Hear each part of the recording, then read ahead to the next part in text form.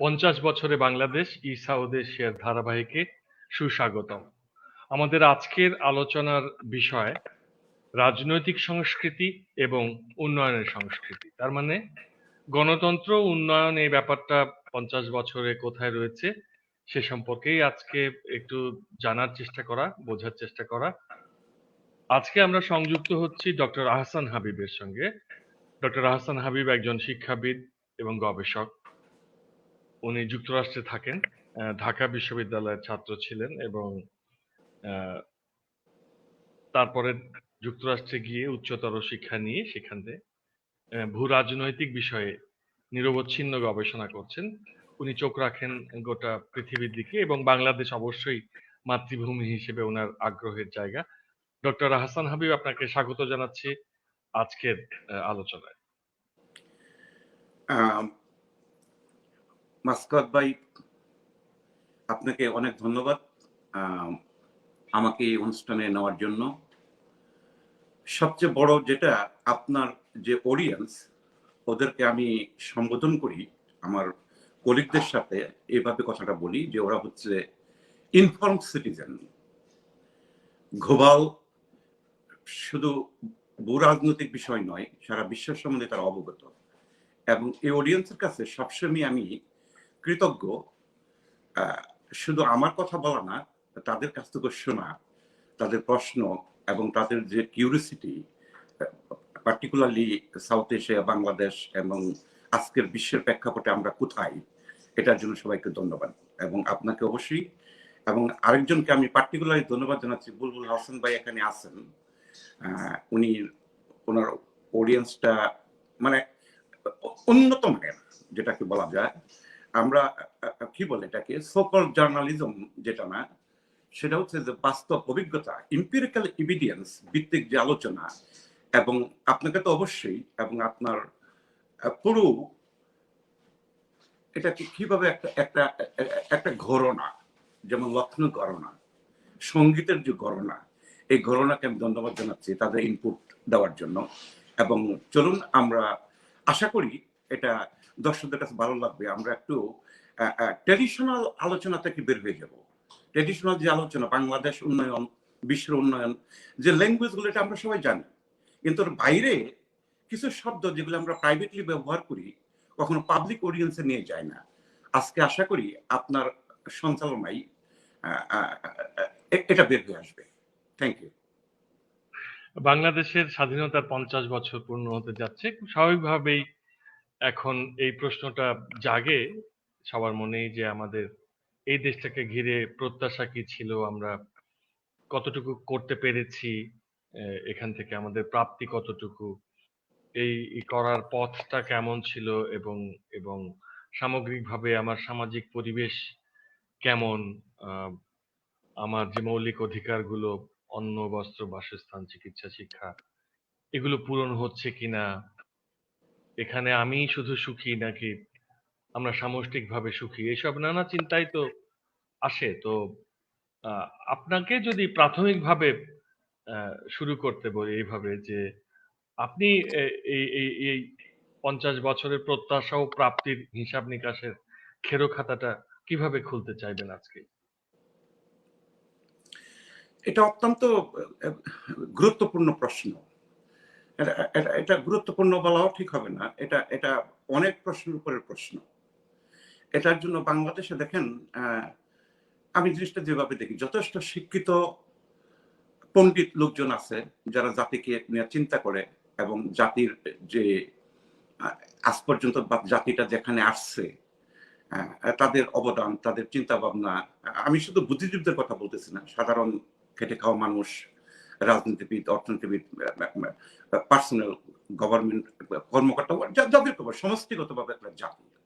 কিন্তু ধরুন একটা একটা একটা জায়গায় আমি একটু, যেটা আমরা ভুলে যাচ্ছি জাতি হিসাবে, আমরা একটা সুন্দর প্রশ্ন আপনি করছেন, কিন্তু আমরা খুব কেন জানি সবকিছু ভুলে যাই খুব অল্পতে।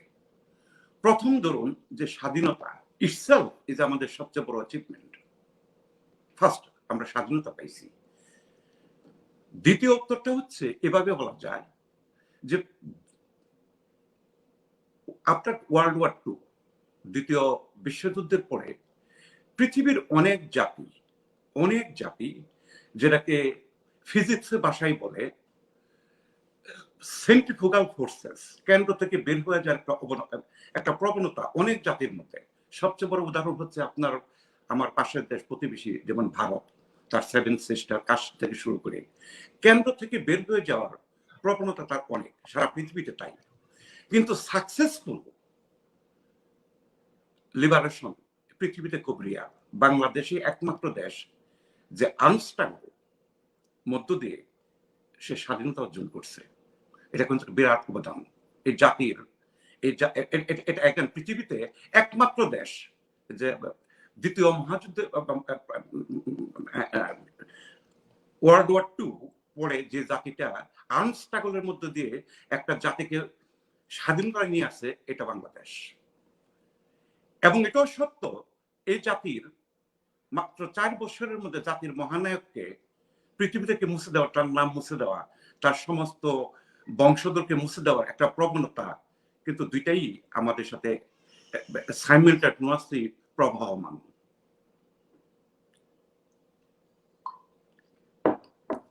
কাজী আমাদের পাওয়া এই যে 50 বছরের কথা আপনি বললেন, যে আমরা একটা জাতি স্বাধীন হয়ে গেছে যুদ্ধ করে, এবং একই জাতি তার জাতির মহানায়ককে ধ্বংস করে দিছি, সাইমালটেনিয়াসলি এটা আমাদের মধ্যে প্রবাহমান আজ পর্যন্ত।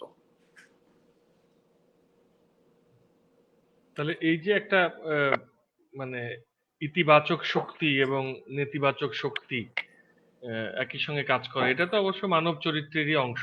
তার মধ্যে ভালো মন্দ দুটো দিকই থাকে।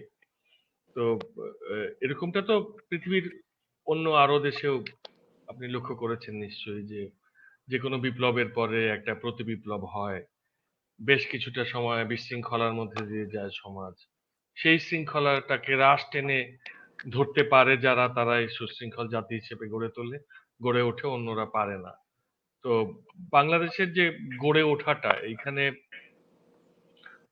গণতন্ত্র এই শব্দটি সংবিধানে আছে, এই শব্দটি কতটুকু মূল্যায়িত হয়েছে এই 50 বছরে? গণতন্ত্র মানে হচ্ছে জনগণের অভিমত প্রকাশের স্বাধীনতা, গণতন্ত্র মানে তার বাক স্বাধীনতা, গণতন্ত্র মানে তার ভোটাধিকার, গণতন্ত্র মানে দেশের নীতি নির্ধারণে তার অভিমত রাখতে পারার সুযোগ, মানে এই দেশটাকে নিজের মনে করতে পারার যে রক্ষা কবচ গণতন্ত্র সংবিধানে লেখা রয়েছে, তার প্রতি বাংলাদেশের রাজনীতি কতটুকু জাস্টিস করতে পেরেছে? এটাও একটা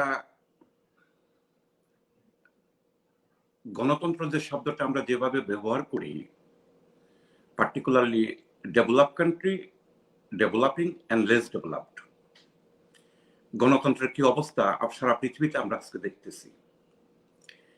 এখানে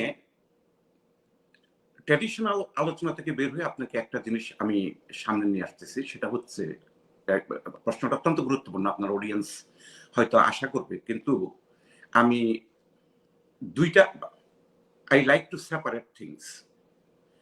এক হচ্ছে আপনার অডিয়েন্সকে আমি একটা জিনিস, ওনারা সবাই অবগত এবং আরো যারা শুনবে সবাই দুনিয়াতে আপনারা জানি একটা জিনিস, সেটা হচ্ছে যে গণতান্ত্রিক রাষ্ট্রের কি হওয়া উচিত। আমরা কখনো মানে let's do it like that, যে আমরা প্লেটোর আদর্শ রাষ্ট্র নিয়ে চিন্তা করতেছি না, যে রাষ্ট্রে এটা হওয়া উচিত, ওইটা হওয়া উচিত, কি কি হওয়া উচিত আমরা জানি কি হওয়া উচিত, কিন্তু তার ছাত্র এরিস্টটল যেটা বলছে, বাস্তবে কি দেখি। রাষ্ট্রের গণতান্ত্রিক চরিত্র অনেক কিছু তো হওয়া উচিত, কিন্তু আসলে বাস্তবে কি দেখি, সেটাকে যদি আমরা মাথায় রাখি তাহলে আমাদের আলোচনাটা আরো প্রাণবন্ত হবে। এই জন্য যে কোনো রাষ্ট্রের এবং ব্যক্তি মানুষেরও, যে বাংলাদেশের প্রসঙ্গে 50 বছরটা অনেক বড় সময়, কম সময় না। এই সময়ে আমাদের বাংলাদেশে, পার্টিকুলারলি সাউথ এশিয়াতে, গণতান্ত্রিক মূল্যবোধ কখনো বিকশিত দেওয়া হয়নি। যে প্রসঙ্গটা আমি আগে আপনাকে বলছি, সেটা হচ্ছে যে rule of a political party, শুধু রুলিং পার্টি এককভাবে গণতন্ত্র প্রতিষ্ঠা করতে পারে এটা হয় না। অপোজিশন পার্টি অথবা সিভিল সোসাইটি আমরা যাকে বলি, তাদের ভূমিকাটা অত্যন্ত গুরুত্বপূর্ণ। আবার মূল জায়গায় ফিরে যাচ্ছি যে বাংলাদেশের গণতান্ত্রিক এগেন যে একটা আনস্ট্রাগলে যে জাতি স্বাধীন হয়েছে, এই জাতিটা সবচেয়ে বড় গুরুত্বপূর্ণ জিনিসটা হচ্ছে যেটা ট্রেডিশনাল আলোচনা এখন গবেষকরা করতেছে, আপনার আলোচনা আমি দেখছি অনেক অনুষ্ঠানে, সেটা হচ্ছে প্রথম হচ্ছে যে বাংলাদেশের স্বাধীনতা কোনো সামরিক ট্রাইব্যুনাল বা মিলিটারি কমান্ড কাউন্সিল গঠন করে হয় নাই। এটা রাজনৈতিক নেতৃত্বের যুদ্ধ হয়েছে এবং এটার ম্যান্ডেট 1970-র নির্বাচন। পাকিস্তানের সংখ্যাগরিষ্ঠ মানুষ আওয়ামী লীগকে তার ম্যান্ডেট দিয়েছে। এই ম্যান্ডেটের ভিত্তিতেই 71-এর স্বাধীনতা যুদ্ধ হয়েছে। এই স্বাধীনতাটা এগেন এটা রাজনৈতিক নেতৃত্বের আন্ডারে, এটা কোনো মিলিটারি কাউন্সিলের আন্ডার হয়নি। জনগণের ম্যান্ডেট নিয়ে যে সরকার গঠন করছে প্রবাসী সরকার, সেই সরকারের মধ্যে দিয়েই দেশটা স্বাধীন হয়েছে। Number one. নাম্বার টু, 1973-তে বঙ্গবন্ধু সরকার শুধু 70 নির্বাচনের ভিত্তিতে কিন্তু উনি সরকার গঠন করেন নাই। 73-তে আরেকটা নিরপেক্ষ নির্বাচন হয়েছে বাংলাদেশে, সেই নির্বাচনের ভিত্তিতে সরকার গঠন করা হয়েছিল। সেই সরকার যখন গঠন করা হয় তখন অপোজিশন যে পার্টি বলতে কিছুই ছিল না, যেটা ছিল স্বাধীনতা বিরোধী একটা শক্তি, এবং তারা সাইলেন্ট ছিল, তারা সুযোগ খুঁজতেছিল কখন বের হয়ে আসবে। এখানে আরেকটা ব্যাপার, অপোজিশন পার্টি বলতে বাংলাদেশ কমিউনিস্ট পার্টি, ন্যাপ, ওরাও পার্টিকুলারলি স্বাধীনতার পক্ষে শক্তি ছিল, এবং যে সরকার বঙ্গবন্ধু সরকার যে গঠন করা হয়েছিল এই সরকারকে তারা সমর্থন জানাচ্ছিল। ভিত্তিটা ছিল স্বাধীনতা যুদ্ধের দুইটা ট্রেন্ড ছিল, দুইটা ট্রেন্ড যদি আপনি খুব গভীরভাবে দেখেন, একটা হচ্ছে যে তার স্বাধীনতা পাওয়া আমাদের, কিন্তু স্বাধীনতা হইলে ওই রাষ্ট্রের মৌলিক চরিত্র কি হবে, তার প্রথম ট্রেন্ডটা ছিল ধর্মনিরপেক্ষতা এবং সমাজতন্ত্র। এবং বঙ্গবন্ধু সরকার 73-এর ম্যান্ডেট নিয়ে অনেকে ওই নির্বাচনকে নিয়ে কথা বলতে চেষ্টা করে, কিন্তু এটা ফ্রি অ্যান্ড ফেয়ার ইলেকশন ছিল। দুই এক জায়গায় হয়তো কিছু হইতে পারে, ওই আমরা ছোট তখন, এবং এই জাতীয় মানে ব্যাপক কোনো কারচুপি, ভোট চুরি করা, এই জাতীয় কোনো ঘটনা আজ পর্যন্ত কোনো স্কলার, কোনো ইম্পারিক্যাল এভিডেন্স বাস্তব সম্মত আমাদেরকে দেখাইতে পারে নাই। হাউএভার ওই ভিত্তিতে, ওই ম্যান্ডেটের ভিত্তিতে সরকার যখন গঠন করা হয় এবং সংবিধান যখন গঠন করা হয়, এবং সংবিধানের যারা ফ্রেমার অফ দ্য কনস্টিটিউশন, যারা কনস্টিটিউশন গঠন করছে, কনস্টিটিউশন অ্যাসেম্বলি, তার মধ্যে অনেকে আজকে এখনো বেঁচে আছেন। তার মধ্যে ব্যারিস্টার আমিনুল হক, আমিনুল ইসলাম, ডক্টর কামাল হোসেন এবং অন্য যারা বুদ্ধিজীবীরা, তারা এখনো জীবিত। তাদের কাছ থেকে আপনারা প্রশ্ন করে এবং গবেষকরা জানতে পারেন। হাউএভার স্বাধীনতার যে ট্রেন্ড, যে মৌলিক চরিত্র, 73-এ নির্বাচনের পর বাংলাদেশের সংবিধানে ধর্মনিরপেক্ষতা এবং সমাজতন্ত্র এটাকে অন্তর্ভুক্ত করা হয়েছিল। তারপর যে অপোজিশন পার্টি জাতীয় সমাজতান্ত্রিক দল জাসদ, এই পার্টিটির ভূমিকা বাংলাদেশের অস্থিরতা এবং এই জাতির চরিত্র, একটা যুব সমাজকে ধ্বংস করে দেওয়ার সমস্ত প্রবণতা ওরা করছে। এবং আজকের ভাষায়, আজকে 2021-এ এই 19 মার্চে যদি আমরাকে ডিফাইন করি, এটাকে বলতে পারি স্লোপলি টেরোরিজম। টেরোরিজম, ব্যাংক ডাকাতি, এমপিকে মেরে ফেলা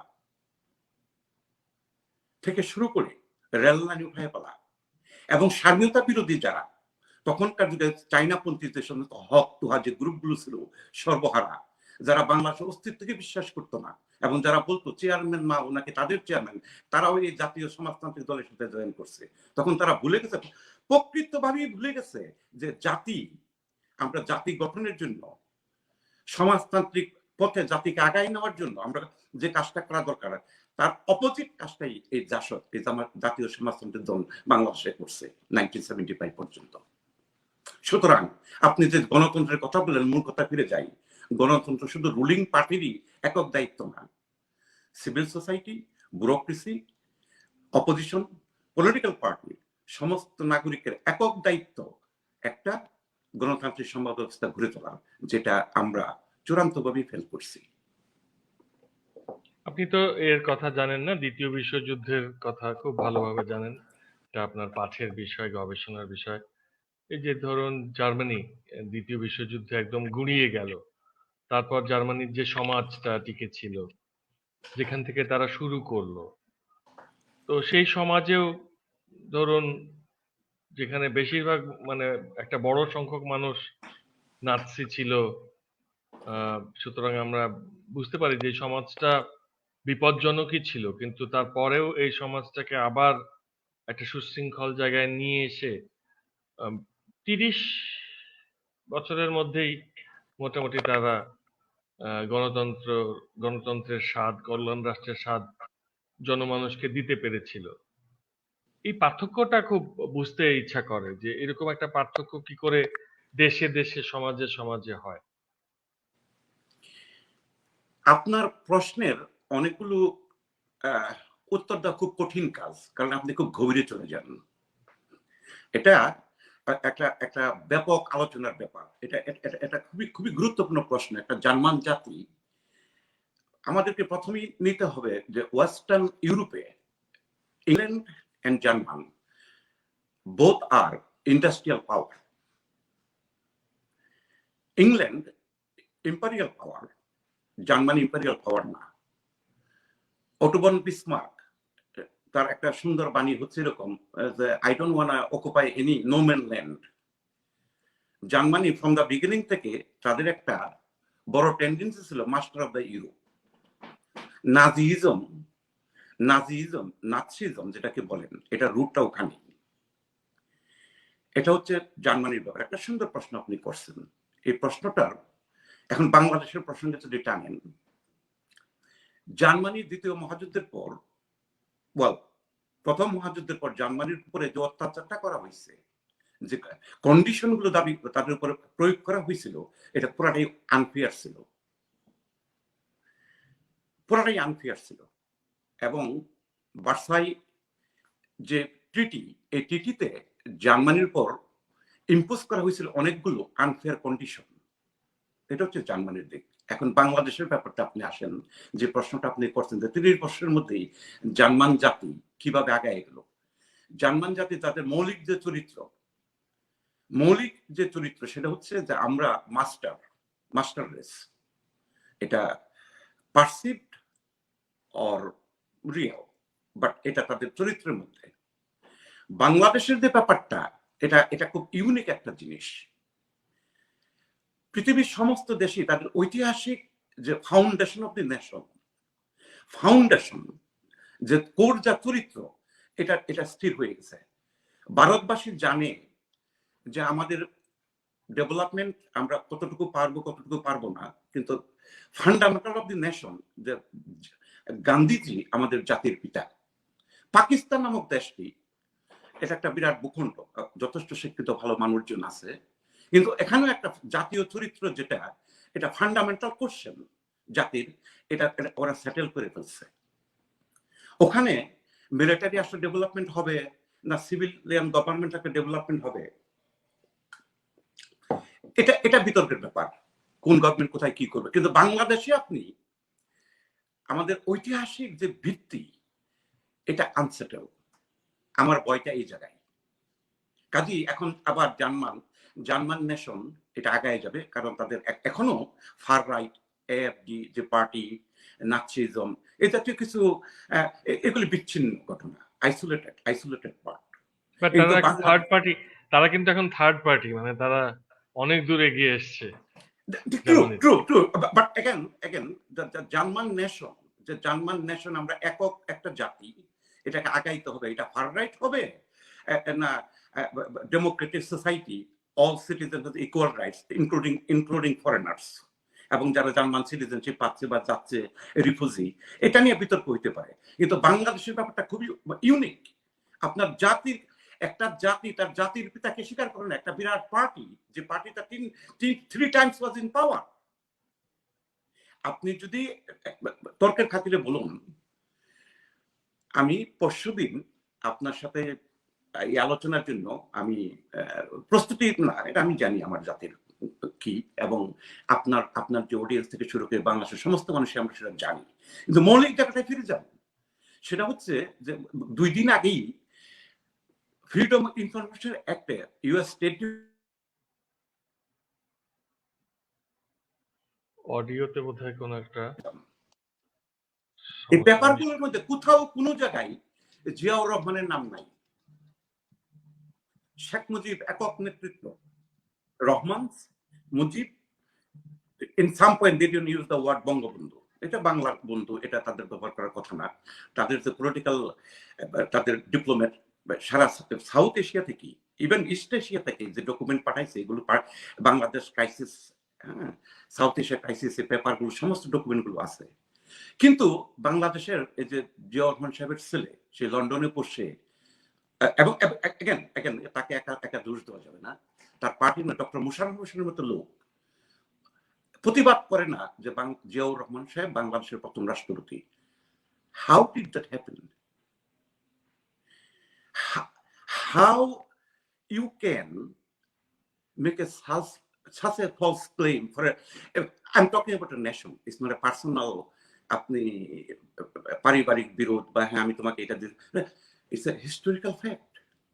কালকে যদি খালেদা জিয়াকে আপনি শেখ হাসিনা ক্ষমতা ছেড়ে দিই, ভালো কথা, আপনি সে কি করবে? বাংলাদেশের জিয়াউর রহমান বাংলাদেশের প্রথম রাষ্ট্রপতি? আমি আছেন যে প্রশ্ন আপনার অডিয়েন্সকে আমি প্রশ্ন করতেছি, ঠিক করে সে হইল? এত বড় একটা ইতিহাসকে, একটা জাতির ইতিহাসকে আপনি সরাই নিয়ে যাচ্ছেন।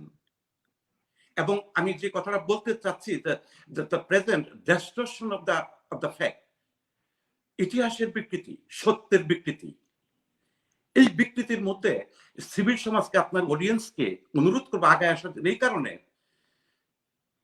Truth is very important for moral navigation, moral navigation. এবং জাতীয়তাবাদী বাংলাদেশের জাতীয় যে পার্টিটি, একটা পার্টির তার ideology, economic policy, social policy, তারা ক্ষমতায় আসলে রাষ্ট্রের চরিত্র কি সেটা থাকতে পারে, কিন্তু তারা রাষ্ট্রের foundation, core of the nation হিস্টোরিকে চেঞ্জ করে দিতে চাচ্ছে। How that happen? আমার বইটা ওই জায়গায়, যেটা আমি বললাম, যে truth is very important for moral navigation. এখন হ্যাঁ, সেটা তো অবশ্যই। আমরা কিন্তু পাকিস্তানেও লক্ষ্য করেছি যে ছিল একটা রাজনৈতিক দল বোধহয়, তারা তাদের নেতাকে ফাদার অফ দ্য নেশন ঘোষণার চেষ্টাও করেছিল, বিলবোর্ড টিলবোর্ড বানিয়েছিল, সেটা মূল ধারায় যেতে পারেনি। আবার ভারতেও দেখা গেছে যে গান্ধীজিকে যে হত্যা করেছে, সেই নাথুরাম গডসের একটা মন্দির বানিয়ে তার নামে পূজা অর্চনা চলছে। তো দক্ষিণ এশিয়া তো এখানে একটা মানুষকে হত্যা করেই শুধু খুশি হয় না, অনেকে এক ধরনের নরভোজিতা রয়েছে আচরণে, কিন্তু সেইটা ঠিক কতটা রেলেভেন্ট ধরেন একটা ভোটের ব্যালটে বা বা সংবিধানের যে মৌলিক অধিকারগুলো রয়েছে, যে মানবাধিকারগুলো রয়েছে, সেগুলো বাস্তবায়নের ক্ষেত্রে। কারণ রাষ্ট্র তো একটা আসলে একটা একটা ধরুন কারখানার মতো, এবং এটা এইখানে আমি এই কারখানায় যা তৈরি করব, আমি যদি মার্সিডিজ বেঞ্চ বানাই তাহলে তার উপাদান লাগবে, আমি যদি মরণচাঁদের দই বানাই তাহলে দই বানানোর উপাদান লাগবে। এইখানে কিন্তু দরকার নাই যে এই রাষ্ট্রের জন্য কোনো আসলে ধর্মেরও প্রয়োজন নেই, ধর্মীয় অনুভূতির দরকার নাই, এর জন্য কোনো রাজনৈতিক অনুভূতির কিন্তু দরকার হচ্ছে না। এটাকে আমার খুব রাষ্ট্রকে খুব নৈর্ব্যক্তিক একটি ব্যবস্থাপনা যন্ত্রের মতো যদি আমি ধরি, তাহলে এর মধ্যে কোনো সেন্টিমেন্ট থাকা যাবে না। আমরা যদি সেন্টিমেন্ট গুলোকে বাদ দিয়ে চিন্তা করি, তাহলে বাস্তবতার ক্ষেত্রে আমাদের মানে ধরুন যে আপনি বলছিলেন রাজনৈতিক সংস্কৃতির দূষণের জায়গাটা, কিন্তু তার মানে কি এই চলতে থাকবে, মানে চোখের বদলে চোখ, এবং আমরা এই ইতিহাস আলোচনা করব, তাহলে আমরা আমাদের এই ধরুন বাংলায় কত পেলাম, অঙ্কে কত পেলাম, ইংরেজিতে কত পেলাম, এই যে একটা 50 বছর পর একটা পরীক্ষার খাতা দেখে একটু নম্বর দেওয়ার চেষ্টা, এই জায়গাটাতে আপনি কিভাবে মার্কিং করবেন ধরুন গণতন্ত্র ব্যাপারটাকে বা উন্নয়নের সংস্কৃতিকে বা রাজনৈতিক সংস্কৃতিকে? রাজনৈতিক সংস্কৃতিটা এটা খুব আপেক্ষিক ব্যাপার। এটাকে এগেন উন্নয়নটাকে আমি আপনাকে ফ্রম দ্য বিগিনিং আমি বলেছিলাম যে আমি কিছু তথ্য দিব। সেটা হচ্ছে যে বাংলাদেশ রাষ্ট্রটা যখন শুরু হয়, এখানে আসার একটা দিক আছে। সেটা হচ্ছে যে বাংলাদেশ রাষ্ট্র বঙ্গবন্ধু সরকার, আপনারা সবাই হয়তো জানেন বা হয়তো অনেকে এই তথ্যটা হয়তো না জানারও কথা, ওয়ার্ল্ড ব্যাংক, IMF বাংলাদেশের জন্য খোলা ছিল না। দেশটা একটা প্রতিকূল অবস্থার মধ্যে ছিল। একমাত্র ওয়েস্টার্ন কান্ট্রি, সেটা হচ্ছে কানাডা, 200 মিলিয়ন কানাডিয়ান লো ইন্টারেস্ট রেটের দিয়ে বাংলাদেশের যাত্রা শুরু। ব্রিটেন সাহায্য করছে, ভারত তো ছিল সমাজতান্ত্রিক বিশ্বে সোভিয়েত নেতৃত্বে, টাকা পয়সা তেমন হয়তো ছিল না, খুব একটা ম্যাটারিয়াল হেল্প যেটাকে বলে সেটা খুব কম ছিল। সেখান থেকে আজকে 50 বছরে আপনার দেশের close two 50 billion foreign reserve, এটা তো আশার বাণী, এটা অনেক বড় আশার বাণী। এবং এখানে একটা ক্যারেক্টারিস্টিক আপনি যে চরিত্রটা আমরা দেখতে পাই, এই যে 50 বিলিয়ন ফরেন রিজার্ভ, এটা কিন্তু এদেশের এই বাংলার সাধারণ মানুষ খেটে রেমিটেন্স, গার্মেন্টসের এই মেয়েটা কাজ করে মানিকগঞ্জ থেকে আইসা বা যশোর থেকে পাবনা থেকে আইসা কোন রকম না মানে জাস্ট জাস্ট জীবনটাকে বাঁচায় রাখছে কাজ করে, ওদের এই টাকাটা কিন্তু ওদের। অর্থাৎ এলিটস, আমাদের বাংলাদেশের সমাজের এলিটের অবদানটা খুব কম। অর্থাৎ রুলিং পার্টি যারা ছিল, আপনি যা বললাম আমি তথ্যটা আপনাকে দিলাম যে 200 মিলিয়ন কানাডিয়ান ডলার দিয়ে বাংলাদেশের যাত্রা শুরু। সমসাময়িক ওই সময়টাই বাংলাদেশ খুব একটা প্রতিকূল অবস্থায় ছিল, এটা আমরা জানি, এটা নতুন করে আলোচনা করতে হবে না। কিন্তু বঙ্গবন্ধুকে হত্যার পর যে লোকটি ক্ষমতায় ছিল 75 থেকে 42, জিয়াউর রহমান সাহেব ক্ষমতায়, আমরা মুস্তাককে যাই বলি না কেন, বেসিক্যালি পর্দার অন্তরের ক্ষমতায় জিয়াউর রহমান সাহেব। সমসাময়িক যদি আপনি সাউথ এশিয়ার অন্য পার্টটা দেখেন এবং ইস্ট এশিয়াতে যে মিলিটারি ডিক্টেটর যখন থাকে, তারা কিন্তু অর্থনৈতিক উন্নয়নটা খুব মানে দ্রুত আগায় নেয়। তার ক্যারেক্টার আমরা দেখতে পাচ্ছি তাইওয়ানে, সিঙ্গাপুরে, সাউথ কোরিয়াতে একটা ব্যাপক উন্নয়ন, অর্থনৈতিক উন্নয়ন। মৌলিক অধিকার, গণতন্ত্র অবশ্যই ছিল না। কিন্তু জিয়াউর রহমান সাহেবকে যেভাবে উত্থাপন করা হয় বাংলাদেশে, যে উনি বহুদলীয় গণতন্ত্রের নায়ক, উন্নয়ন, তার কোনটাই বাস্তবতা হচ্ছে empirical evidence, number one, his a zero. এবং আমি একটা আমেরিকার একটা উদাহরণ দিচ্ছি, সেটা হচ্ছে সিভিল ওয়ারের পর, গৃহযুদ্ধের পর যে আব্রাহাম লিঙ্কনকে হত্যার পর যে সাউথে একটা টেন্ডেন্সি ডেভেলপ করা হয়েছিল একটা মানুষকে ঘিরা, সেটা হচ্ছে জেনারেল রবার্ট লি। তার নামে স্ট্যাচু সমস্ত জায়গায়। কিন্তু আজকের মিলিটারি কমান্ডার বা মিলিটারি লিডারশিপ, পেন্টাগন পেপার যে বের হচ্ছে, ওরা বলতেছে যে হি ওয়াজ এ ডিজাস্টার। সে একজন ভালো জেনারেলও ছিল না। গেটিসবার্গ যুদ্ধে সে যে স্ট্র্যাটেজি নিছে, এখনকার সাধারণ মানে একটা কর্পোরাল বলতে পারে যে হি ওয়াজ জাস্ট এ কাওয়ার্ড। আমি মনে হচ্ছে আপনার এই অডিয়েন্সে, পাবলিক অডিয়েন্সে, জিয়াউর রহমান সাহেব বেসিক্যালি এই জাতিকে পিছায় দেওয়ার পিছনে সবচেয়ে বড় অবদান যদি কারো থাকে, সে করছে এটা। এবং আবার আপনার প্রশ্ন উত্তরে ফিরে যাওয়া, এই যে ভয়টা আমার, সেটা হচ্ছে যে listen, power is not a permanent power. আজকে আওয়ামী লীগ ক্ষমতায়, কালকে সেটা থাকবে না, হয়তো বিএনপি আসবে, কিন্তু আসার পরে কি প্রতিষ্ঠা করবে, কি প্রতিষ্ঠা করবে? জিয়াউর রহমান বাংলাদেশের প্রথম রাষ্ট্রপতি? অথবা আজকে যারা, আজকে আমি একটা প্রশ্ন, 90 আমরা যারা ঢাকা বিশ্ববিদ্যালয়ে এরশাদ বিরোধী আন্দোলন করি, একটা ব্যাপক আমরা মাঠে ছিলাম। যেমন 71-এ মুক্তিযুদ্ধে আমি সমস্ত মুক্তিযোদ্ধাকে আমি সম্মান জানাই একটা কারণে, সবচেয়ে বড় একটা, তারা আমাদেরকে স্বাধীনতা এনে দিচ্ছে। কিন্তু যারা যুদ্ধে গেছিল, মনে রাখবেন, তারা কিন্তু ঘরে ফিরে আসার জন্য যায় নাই, তারা যুদ্ধে গেছে।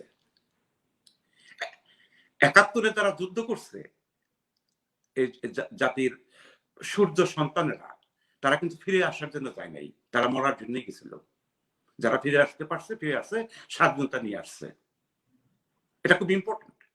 90-এ আমরা যারা মাঠে ছিলাম, রাজপথে ছিলাম, আমরা কিন্তু ফিরে আসার জন্য যাই নাই, আমরা এরশাদের পতনের জন্যই গেছিলাম। এবং পতন হওয়ার পর এরশাদের সময় একটা জিনিস আমরা সবাই ভুলে যাচ্ছি জিনিসগুলো। একটা ভদ্রলোকের নাম আমি বলবো, মানে second powerful man M K Anwar, Khurshed Anwar cabinet secretary, BNP ক্ষমতা আসার এক সপ্তাহ পরে দেখা গেল উনি মন্ত্রী হয়ে গেলেন। মাহমুদুল হাসান, জেনারেল মাহমুদুল হাসান এরশাদের সেকেন্ড রাইট হ্যান্ড ম্যান, আমরা বিএনপির ছাত্র দলের ছেলেদের সাথে একসাথে লিফলেট বিলাইছি ইয়াতে ফার্ম গেটে এলিফেন্ট রোডে, এবং সাদা পোশাকদের আমাদেরকে দৌড়ার চেষ্টা করছে, দৌড়াইছে। সেটা হচ্ছে লিফলেটে লেখা ছিল থিপ of Baghdad general Mahmudul Hasan. তার এক মাস পরে গাজীপুর জেলার বিএনপির সভাপতি ডক্টর আসাদুজ্জামান রিপন এখনো বেঁচে আছেন এবং উনি বিএনপির গুরুত্বপূর্ণ কর্মকর্তা। আমি এলিফেন্ট রোডে এক প্রাইভেট অনুষ্ঠানে ওকে জিজ্ঞেস, রিপন ভাই এগুলো কি, তাহলে কি আন্দোলন আমরা করলাম? কাজী আপনি যে গণতন্ত্র কথাটা বলতেছেন, গণতন্ত্র জিনিসটা বিশ্বব্যাপী, গণতন্ত্র ইজ ইন ফ্রেজাইল, কিন্তু এই যে বিএনপি নামক পার্টিটি, এটা বাংলাদেশের একটা বিরাট অন্তরায় গণতন্ত্রের জন্য।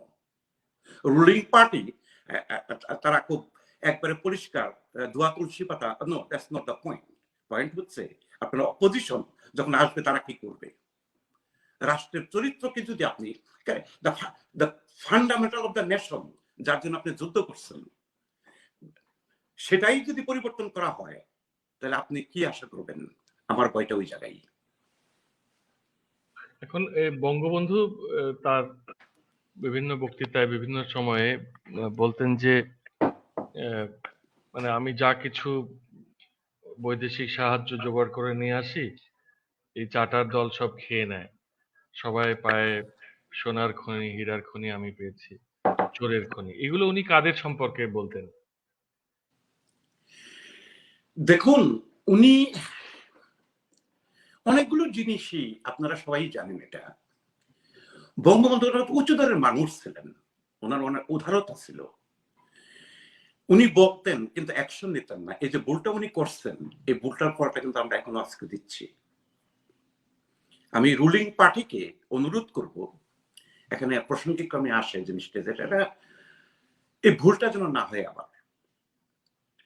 একটা রুলিং পার্টির জেনারেল সেক্রেটারি জনাব ওবায়দুল কাদের, উনি প্রকাশ্য উস্কানি দেয় অপোজিশন পার্টিকে, মেইন পার্টিকে, যে ওরা না ব্যর্থ, তার মানে কি ওরা হরতাল ডাকবে? এই যে সংস্কৃতি আন্দোলন, what do you mean by আন্দোলন? What do you mean by আন্দোলন? আন্দোলনের সারা পৃথিবীতে একটাই পথ, সেটা হচ্ছে আপনি যদি মনে করেন যে আপনার কথা বলার অধিকার নাই, তাহলে জনগণের কাছে যাবেন, ফিয়ার ইলেকশনের চেষ্টা করবেন। কিন্তু আপনি হরতাল দিয়ে, স্কুল কলেজ বন্ধ করে, উৎপাদন বন্ধ করে জাতিকে থামাইয়া দিবেন, এই যে সংস্কৃতি, এটা তো বন্ধ করা দরকার, আগে চিন্তা করা দরকার। এবং আপনি আপনার প্রসঙ্গ আবার ফিরে যাওয়া, বঙ্গবন্ধু মনে করতেন যে ওরা আমার ছেলে, আরবিদেরকে মনে করতো উস্কানিদাতা, কিন্তু উনি ড্রাস্টিক অ্যাকশন উনি নেয় নাই। ড্রাস্টিক অ্যাকশন যদি উনি নিতেন, তাহলে আজকে আমাদের অবস্থানটা অনেক উপরে যেত, আমরা সেটা পারি নাই। এগেন, রুলিং পার্টি এখন যেটা আছে, তারাও মানে একটা আই ডোন্ট নো প্রহেলিকা ইলুশনের মতো বসবাস করে। মনে হচ্ছে সারা দেশটাই আওয়ামী লীগ, ব্যাপারটা তা না।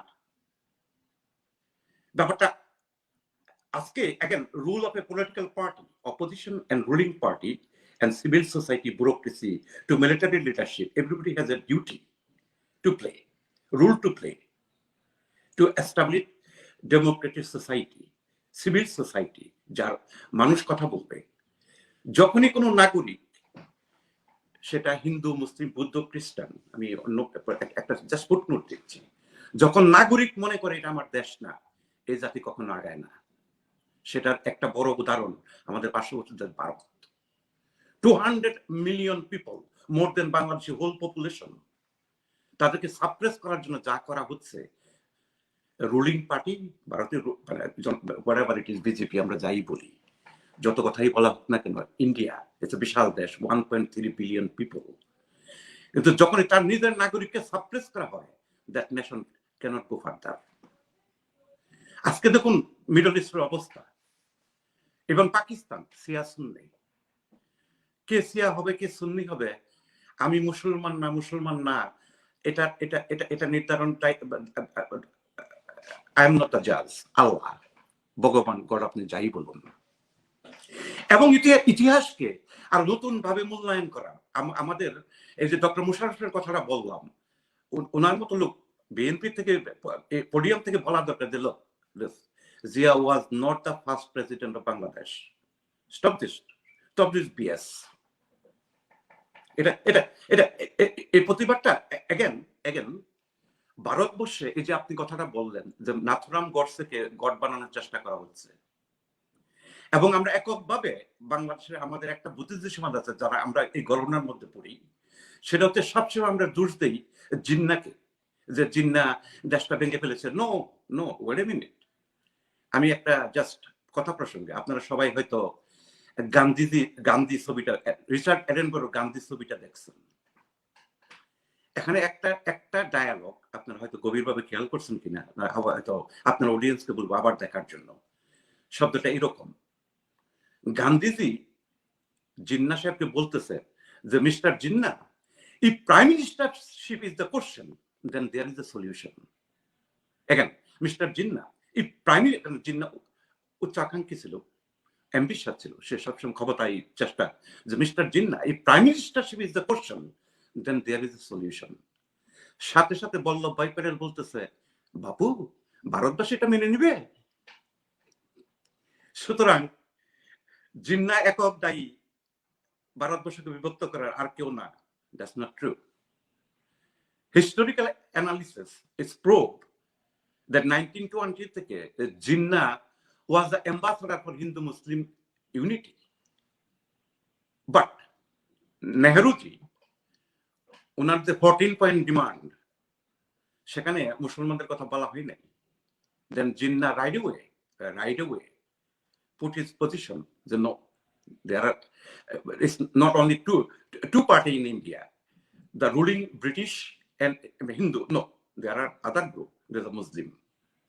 So you have to look at the foundation of the history. So বাংলাদেশের সবচেয়ে বড় প্রবলেম যেটা, আপনার এই পার্টিটি, এই বিএনপি নামক পার্টি তার ফাউন্ডেশনকে স্বীকার করে না। আপনি সেটাকে, আপনি গণতন্ত্র আপেক্ষিক ব্যাপার। গণতন্ত্র আপনার কাছে গণতন্ত্র, আর অন্যজনের কাছে সেটা স্বৈরতন্ত্র। বিএনপির অনেক ভদ্রলোক বলে কথা বলার অধিকার নাই, এটা নাই। Of course I understand that. আমি ওদেরকে জিজ্ঞাসা করি, আপনিও তো ছিলেন ওখানে, আপনি তো 3 বার ছিলেন। Been there, done what? So how do you establish democracy? We are not, as the opposition, you're supposed to play your own rule and declare the truth. Truth is important. একটা পলিটিক্যাল পার্টির তার ideology থাকতে পারে, এখানে একটা জাতির অস্তিত্ব, যারা এই জাতিকে গঠন করছে, এই জাতিকে আমাদেরকে দিচ্ছে, উপহার না। এটা তো এটাকে কিভাবে বলবো, এটা তো একদিনে হয় নাই, এটা 48 থেকে শুরু হয়েছে। এবং ওই সময় অনেক নেতৃবৃন্দ ছিল, অনেকের অবদান আছে, সেটাকে স্বীকার করা হচ্ছে না। একজন military commander, he was A sector commander like other 11 commander, he was part of 11 commander, তাকে এস্টাবলিশ করা হচ্ছে সে জাতির father. But it's not true, it's just not true. সুতরাং আপনি মৌলিক জায়গায় হাত না দিয়ে, যেটা অন্যান্য মানে সাউথ এশিয়াতে বলেন, সারা পৃথিবীতে কিছু ফান্ডামেন্টাল জিনিসটা সেটেল হয়ে গেছে, যে এই জাতির ইতিহাস এটা, বাংলাদেশ এটা এখন সেটেল হয় নাই, আপনাকে এটাকে ফার্স্ট সেটেল করতে হবে। If we don't do that, then will fail as a nation. It will be a fail state if you don't do it. এখন ধরুন, আমরা তো যেটা দেখলাম যে বিএনপি জামাতের যে শাসন 2002 থেকে 2006, এই সময়টাতে সাধারণ মানুষ তিক্ত অভিজ্ঞতার মধ্যে দিয়ে গেল, এবং সে সম্পর্কে আপনি মানে মোটামুটি আপনার কথা থেকে আমরা বিএনপিকে বুঝতে পেরেছি।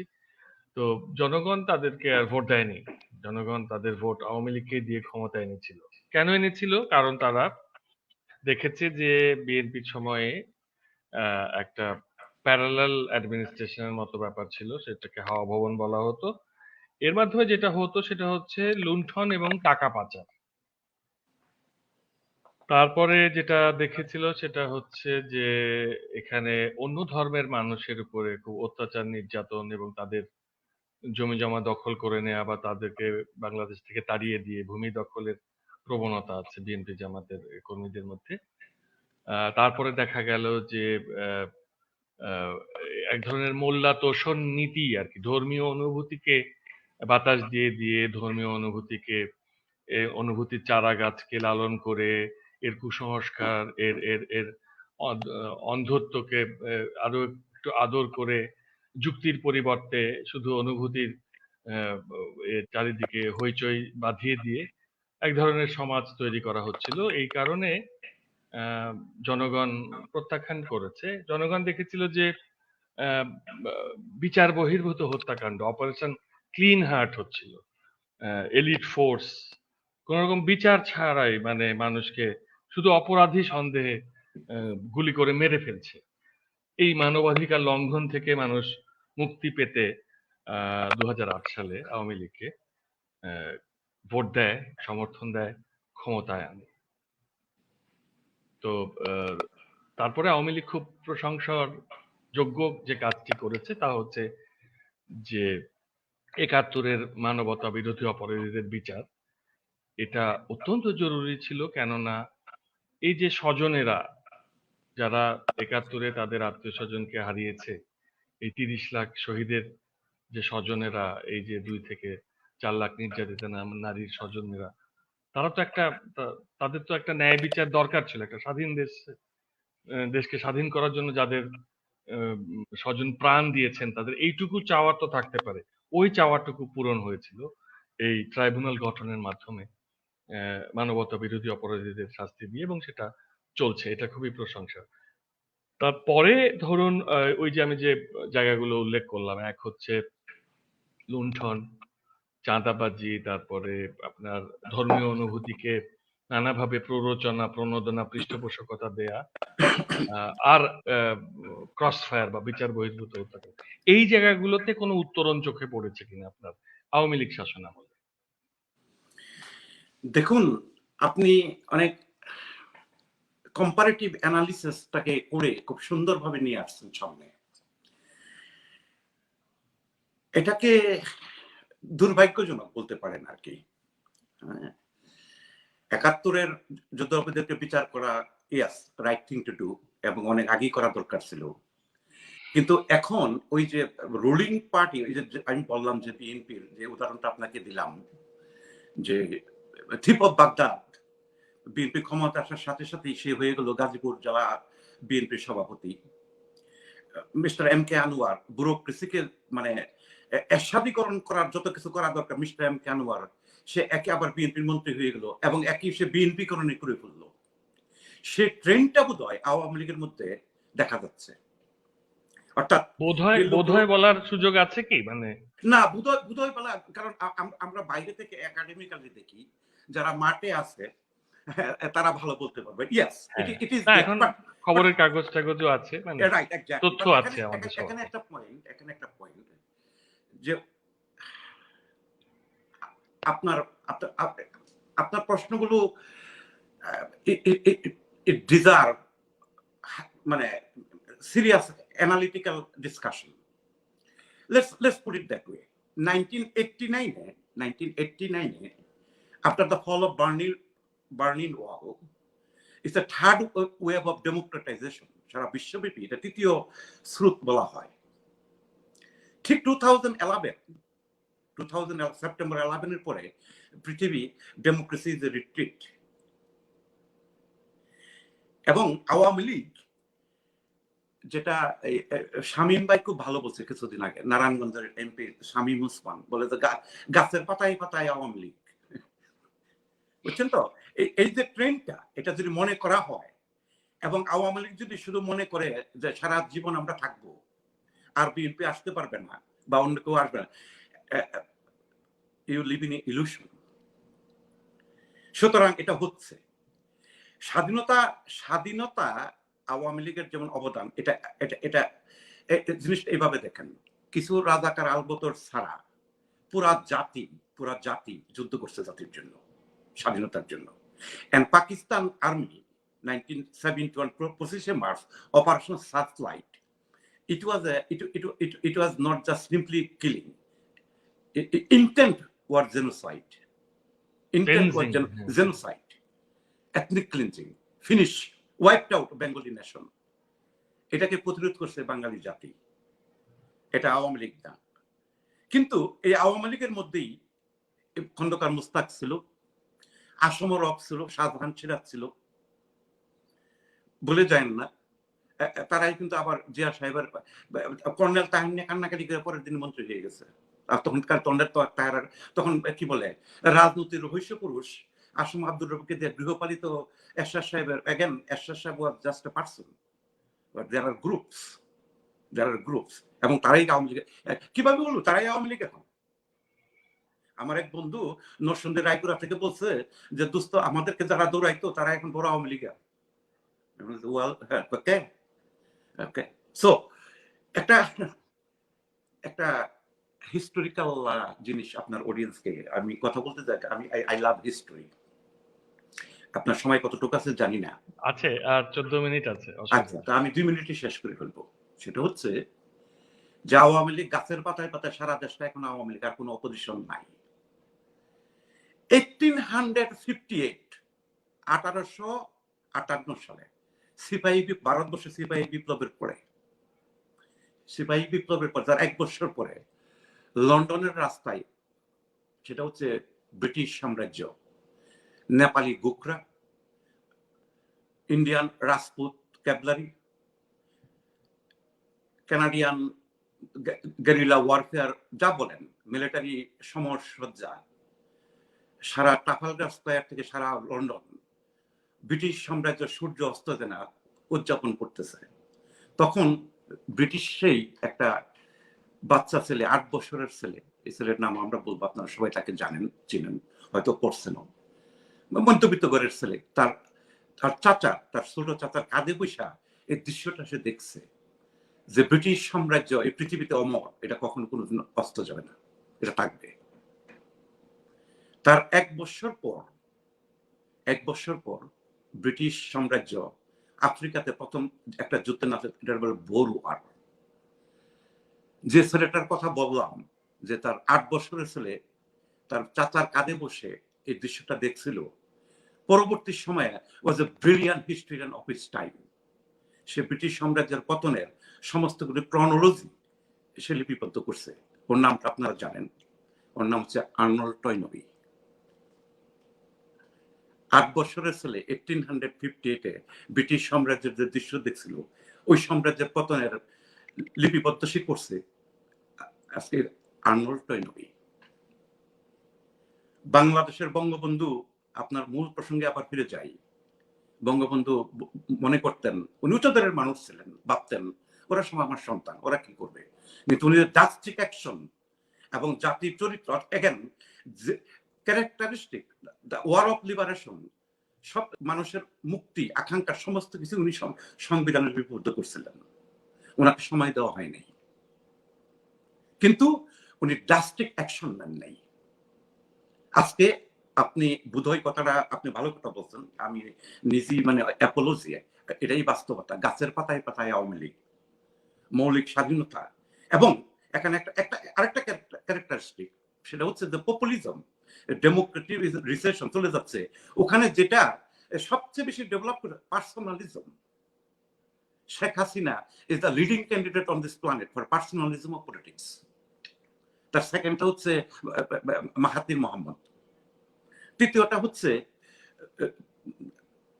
প্রাইম মিনিস্টার অফ কি বলে Turkey, Recep Tayyip Erdogan. Personal again populism, the new literature in political science and international relation and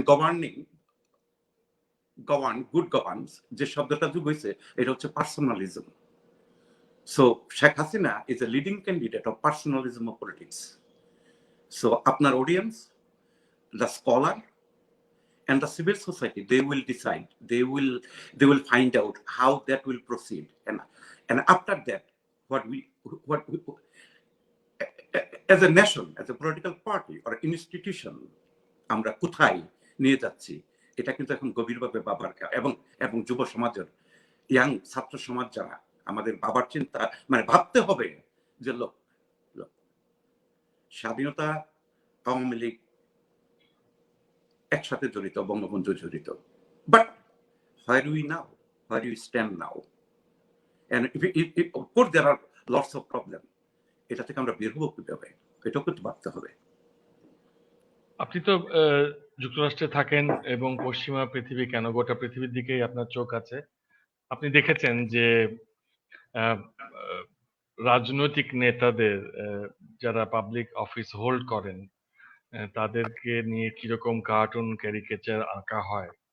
আপনি দেখেছেন ট্রাম্পের পুতুল নিয়ে কিরকম আচরণ করছে জনগণ, বা আঙ্গেলা ম্যার্কেলের ক্যারিকেচার দেখেছেন নিশ্চয়ই।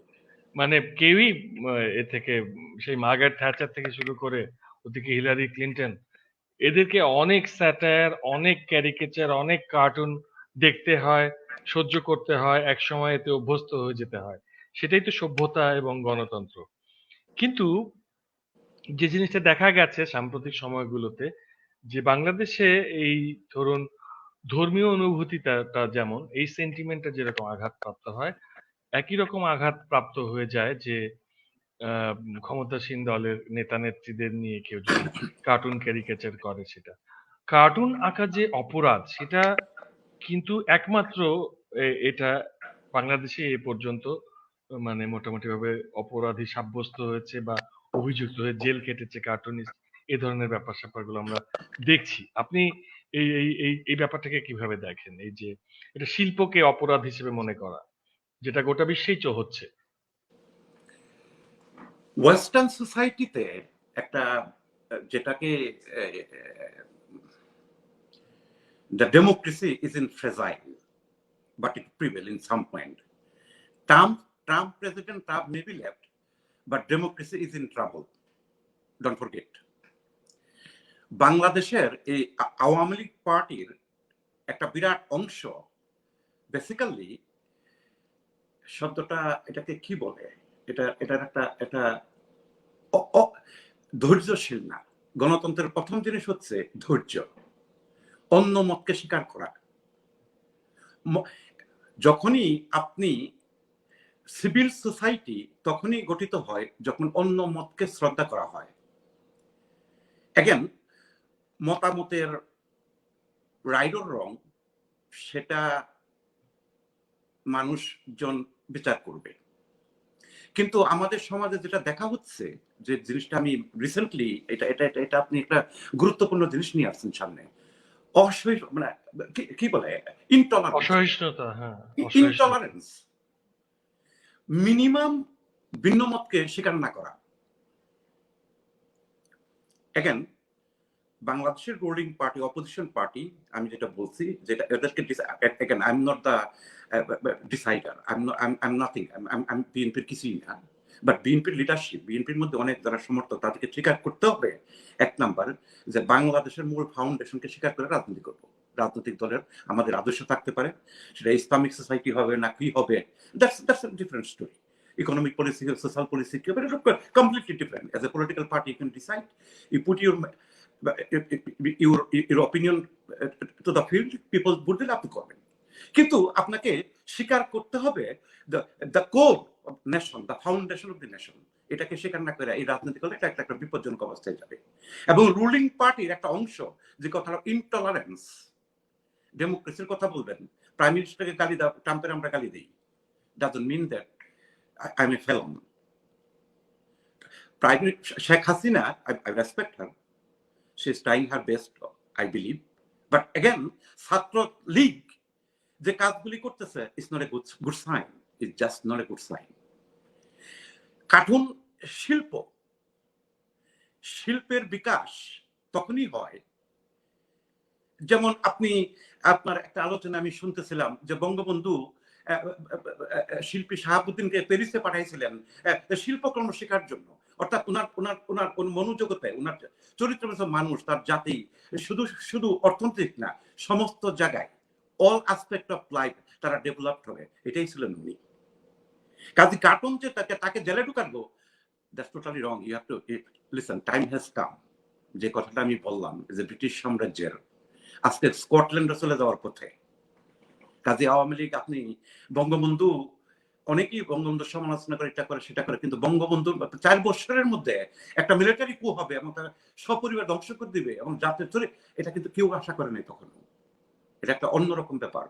কাজে আমি আওয়ামী লীগকে বলবো, আওয়ামী লীগের অনেক অনেক অনেক বুদ্ধিমান, অনেক বুদ্ধিজীবী, অনেক মানুষজন যারা আছে, একটা শিল্পকে বিকাশিত দেন, সমালোচনাকে সমালোচনাকে স্বীকার করে নেন, সমালোচনাকে অ্যাকনোলেজ করেন যে ইয়েস, তুমি যেটা বলছো এটাকে আপনি পাল্টা, যদি আপনার সমালোচনা থাকে যে না তুমি যেটা বলছো এই কার্টুনটা এটা ঠিক না, then you make another cartoon, don't put him in jail. যখনই নাগরিকের যে কোনো অ্যাসপেক্টে তাকে শ্বাসরুদ্ধ করে রাখা হয়, যদি রাখা হয়, তখন কেউ যাতে আগাইতে পারে না। যেমন চাইনা, চাইনা একটা শব্দ আমরা বলি এখানে ওয়েস্টার্ন ওয়ার্ল্ডে, ইন্টেলেকচুয়াল একটা শব্দ আমরা ব্যবহার করি, সেটা হচ্ছে যে বেনিথ দ্য সারফেস। আমরা উপরে দেখতেছি ডেভেলপ হচ্ছে, কিন্তু নিচে বেনিথ দ্য সারফেস এটা কিন্তু বয়েল হচ্ছে। আর এটা যদি বাষ্প বের হয়ে শুরু করে আগ্নেয়গিরির মতো, ম্যানেজ করা খুব কঠিন হয়ে যাবে। সুতরাং এগেন আপনার এই যে কার্টুনিস্ট, পত্রিকার কলাম, সমালোচক, welcome them, welcome them to criticize you, and if you have an alternative version and if you know you are right, then put your version too, but don't put him in jail, don't stop it. If you do that, nation will progress. That is the point. বঙ্গবন্ধুর আমরা বয়সের কারণে যেটা হয়েছে যে নিজেরা দেখার সুযোগ পাইনি, কিন্তু উনি যাদের সঙ্গে কাটিয়েছেন তাদের সঙ্গে ধীরে ধীরে ধীরে ধীরে ইন্টারভিউ করে, কাজটা সাংবাদিকতা সূত্রে, কিন্তু তাদের ইন্টারভিউ করে তাদের সঙ্গে কথা বলে বলে তার একটা অবয়ব দাঁড় করাতে চেষ্টা করা, তারপরে আহ, এ, বাংলাদেশ এবং পাকিস্তান দুটো অংশে ওনার সঙ্গে যারা সম্পৃক্ত ছিলেন তাদের সঙ্গে মেশা, ভারতে উনি যাদের সঙ্গে মেলামেশা করেছেন এরকম কিছু মানুষের সঙ্গে কথাবার্তা বলা, এইসব অভিজ্ঞতার মধ্যে দিয়ে, এবং সবশেষে যে বড় সুযোগটা আমরা পেলাম সেটা হচ্ছে ওনার নিজের লেখা বই, ওনার অসমাপ্ত আত্মজীবনী এবং কারাগারে রোজ নামচা পড়ার সুযোগ হয়েছে। এই সবের মধ্যে দিয়ে যে একটা এনলাইটেন মানুষকে আমরা পাই, যেরকম একজন স্বপ্ন আহ, তৈরি করার জাদুকরের মতো একটা মানুষকে আমরা পাই, যিনি অনায়াসে আমাদের আইকন হতে পারেন। এখন ব্যাপারটা হচ্ছে যে বঙ্গবন্ধু তো আমাদের আইকন, কিন্তু আমাদের দেশটা, আমাদের সমাজটা, বা এই যে ক্ষমতাসীন রাজনৈতিক দল, এটা তো আর কোনো মার্সিডিজ বেঞ্জ কোম্পানিও না বা মরণ চাঁদের দই কোম্পানিও না যে এটা ওই মরণ চাঁদ বা মার্সিডিজ বেঞ্জের নামে চলবে বা ওইটা এত টেকনিক্যাল না যে ওটার কোয়ালিটি একই হবে। একটা রাজনৈতিক দলের মধ্যে থাকে মানুষ, ওই মানুষ যদি রাজনীতিটাকে জনসেবা না ভেবে, যেটা বঙ্গবন্ধু এবং তার সহযোদ্ধারা ভাবতেন, তারা এটাকে জনসেবা বা সমাজসেবা হিসেবে নিতেন, কিন্তু এইটাকে একটা রাজনীতিকে একটা ক্যাসিনোতে পরিণত করা, এটাতে এসে একটা ধর্ম ব্যবসা করা, দেশপ্রেম ব্যবসা করা, এবং এটাকে ক্যাশ কাউ হিসেবে বানানো, এবং উন্নয়নের বাজেট থেকে বড় একটা অংশ লুট হয়ে যাওয়া, দেশের বাইরে পাচার হয়ে যাওয়া, বিদেশে সেকেন্ড হোম তৈরি হওয়া, অথচ আমরা জানি যে এই অর্থ যোগান দিচ্ছেন শ্রমিকেরা, কৃষকেরা, যারা যারা হাড় ভাঙা পরিশ্রম করেন, কিন্তু এক ধরনের তলানিতে তাদের জীবন। তাহলে আপনি আপনার শেষ কথাগুলো আজকের অনুষ্ঠানে যে এটা তো একটা খুব দুঃখজনক ব্যাপার, যেরকম বাতিঘর আমাদের, অথচ সেই তুলনায় কি লিলিপুটিয়ানের মতো একটা একটা মানে রাজনীতি নিয়ে, ধর্ম নিয়ে জুয়া খেলে টাকা পয়সা উপার্জন করে লুণ্ঠন করে বিদেশে পাচারের মরণ খেলায় আছে কিছু লোক। ট্রেনটা শুধু যে বাংলাদেশে তা না, এটা সাউথ এশিয়াতেই এই ট্রেনটা খুব ব্যাপক। তো বাংলাদেশের ব্যাপারটা খুব ভিন্ন, এটা ইউনিক। আমি যেটা বলছি যে জাতীয় ফাউন্ডেশনকে স্বীকার করা হয় না, একটা লুটেরা গোষ্ঠী, এটাকে সহ্য করা হচ্ছে।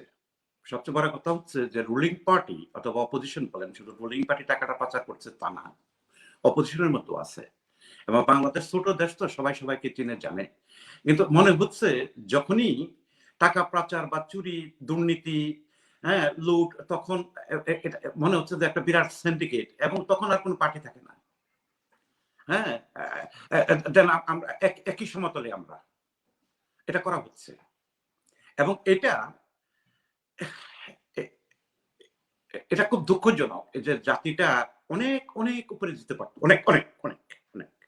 এই যে সংস্কৃতির কথাটা আপনি বললেন, এটা আমি জানি না, আমি আমি ঠিক সত্যি জানি না যে হোয়াট দে আর অ্যাচিভিং। এই যে টাকাটা পাচার করে কেনারা বেগমপাড়া করে, বেগমপাড়া তো বাবার কোনো কারণ নাই, you are still second class citizen, you are not, maybe you are Canadian, you living in a house, but in a main stream society your place is zero.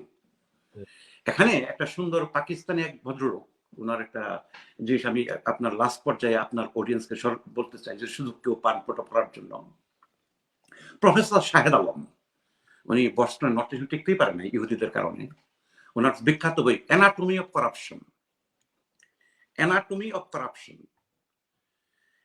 Bangladesh, এই যে কথাটা আপনি বললেন, এটা এটা এটা বাইরে ছাড়াই চলে গেছে, that's reach, over reach that point. Corruption এক সময় কাজ হয়, ওয়েস্টার্ন সোসাইটিতে ডেমোক্রেসিতে কোনোদিন ডেভেলপমেন্ট হয় নাই, এটা এটা পরবর্তী আলোচনা হবে। Democracy is not the alternative for development. ডেভেলপমেন্টের জন্য সবচেয়ে বড় যেটা মূল শব্দ আসলে অথরিটারিয়ানিজম, দ্যাট ইজ ইম্পর্টেন্ট। এটা এটা এটা আমি মাঠে ছাড়লাম আজকে ভারতবর্ষে। হ্যাঁ ভারতবর্ষে কিন্তু ধরেন আমরা কিন্তু আমাদের সামনেই ইউরোপের যে দেশ, স্ক্যান্ডিনেভিয়ান দেশগুলো, সেই উদাহরণগুলো আছে না, আমরা কিছু সুস্থ সুস্থ গণতন্ত্রের উদাহরণ আমরা দেখেছি। জার্মানিতে আমাদের চোখের সামনে আহ, সরকার বদল হয়েছে, দল বদল হয়েছে, খ্রিস্টীয় গণতন্ত্রীরা এসেছে, যারা একটি ধর্মভিত্তিক রাজনৈতিক দল, তারপরেও সেই দলের আঙ্গেলা ম্যার্কেল কিভাবে সিরীয় এদেরকে বাঁচিয়েছেন, মানে শরণার্থীদের বাঁচিয়েছেন জনপ্রিয় অভিমতের বিপক্ষে গিয়ে দাঁড়িয়ে। এবং জার্মানিতে যে আইন শৃঙ্খলা পরিস্থিতি, সেখানকার যে অর্থনৈতিক অবস্থা, সেখানকার যে জবাবদিহিতা, স্বচ্ছতা, এরকম নরওয়ে, সুইডেন, আপনি ফিনল্যান্ড, আপনি অনেক দেশ পাবেন। কানাডার দিকে তাকালেও দেখবেন যে এটা, আমেরিকার অবস্থা আসলেই খারাপ। আমেরিকায় বসে কিন্তু আমার মনে হয় যে বাংলাদেশ, ভারত, পাকিস্তানকে অনেক সময় ভালোও লেগে যেতে পারে। কিন্তু আমি কতগুলি পার্টিকুলার দেশের কথা বলছি যেখানে গণতন্ত্র ইটসেলফ, সামাজিক গণতন্ত্র হিসেবে, কল্যাণ রাষ্ট্র হিসেবে কাজ করছে। কিন্তু true true true, you are absolutely right, but third ওয়ার্ল্ডে developing country and less develop country, যে মানে third wave of democratisation worldwide, including worldwide, not Bangladesh, Pakistan, India, worldwide, যেটা ডেভেলপ করছে এটা হচ্ছে ইলিবারাল ডেমোক্রেসি। ইলিবারাল ডেমোক্রেসির মূল ক্যারেক্টার হচ্ছে week institution, week institution. কাজী কল্যাণ রাষ্ট্রের কথা আপনি যেটা বলতেছেন, বা এই যে গণতন্ত্র, গণতন্ত্র তো যখন একটা পার্টি ক্ষমতায় থাকে, এমন না একে ধরা ছোঁয়া যায় না, এরা আপেক্ষিক কোনো কিছু, মানে ইনভিনসিবল কোনো কিছু, এটা আপনি দেখতে পারেন লোকটা কি ক্ষমতায়। আপনি বলুন রুলিং পার্টি বাংলাদেশের মানে নির্বাচন কমিশনকে ডেভেলপ করার জন্য ইন্ডিপেন্ডেন্ট ব্যুরোক্রেসি রাষ্ট্রে, আমেরিকা বেসিক্যালি গত 4 বছরে আমেরিকান যে সুপ্রিমেসি, ইউনিপোলার মুভমেন্ট, এই সুপ্রিমেসিটাকে ডিমিনিশ করছে world wide, but the strong institution এটাকে সেভ করে দিছে। বাংলাদেশে এগেন এগেন স্ক্যান্ডিনেভিয়ান একটা একটা ব্যাপক অনেক দীর্ঘ democracy is a process. Again একটা একটা একটা আপনার অডিয়েন্সকে একটা কথা বলতে চাই, সেটা হচ্ছে খুবই এটা, এই জিনিসটা আমাদের সবাই মাথায় রাখা দরকার, যে military run by command, democracy run by consensus, democracy run by consensus. Politics is a vocation rather than scholarship, and politicians learn it through public life. But that politician himself doesn't have a tolerance and corrupt and doesn't have a sense of purpose, sense of duty to his people, then there is a trouble.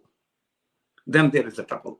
সুতরাং আপনার worldwide there is a tendency illiberal democracy.